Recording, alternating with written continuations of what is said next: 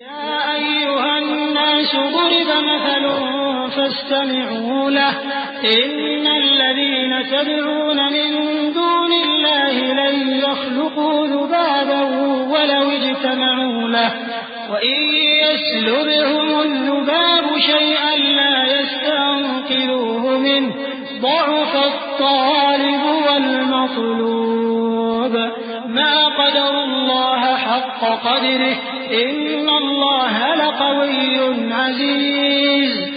لوگو، ایک مثال بیان کی جاتی ہے، اسے غور سے سنو کہ جن لوگوں کو تم اللہ کے سوا پکارتے ہو وہ ایک مکھی بھی نہیں بنا سکتے اگرچہ اس کے لیے سب اکٹھے ہو جائیں، اور اگر مکھی ان سے کوئی چیز چھین لے جائے تو اسے اس سے چھڑا نہیں سکتے۔ طالب اور مطلوب یعنی عابد اور معبود دونوں گئے گزرے ہیں۔ ان لوگوں نے اللہ کی قدر جیسی کرنی چاہیے تھی نہیں کی۔ کچھ شک نہیں کہ اللہ زبردست ہے، غالب ہے۔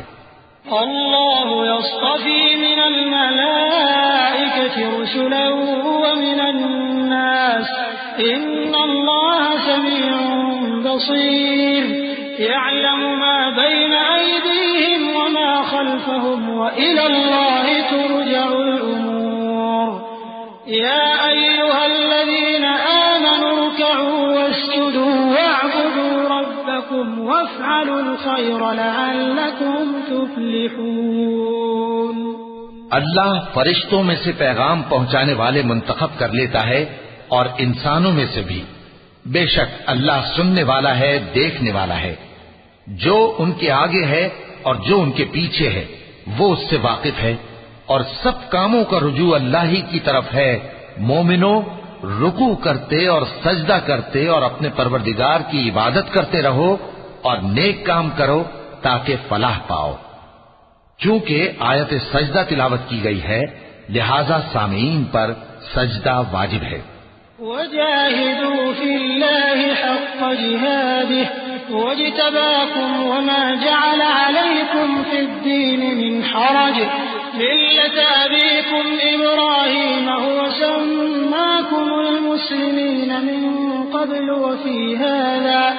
وفي هذا ليكون الرسول شهيدا عليكم وتكونوا شهداء على الناس فأقيموا الصلاة وآتوا الزكاة واعتصموا بالله هو مولاكم فنعم المولى ونعم النصير۔ اور اللہ کی راہ میں جہاد کرو جیسا جہاد کرنے کا حق ہے۔ اس نے تم کو منتخب کیا ہے اور تم پر دین کی کسی بات میں تنگی نہیں کی، اور تمہارے لیے تمہارے باپ ابراہیم کا دین پسند کیا۔ اسی اللہ نے پہلے یعنی پہلی کتابوں میں تمہارا نام مسلم رکھا تھا اور اس کتاب میں بھی وہی نام رکھا ہے۔ تو جہاد کرو تاکہ پیغمبر تمہارے بارے میں گواہ ہوں اور تم لوگوں کے مقابلے میں گواہ رہو۔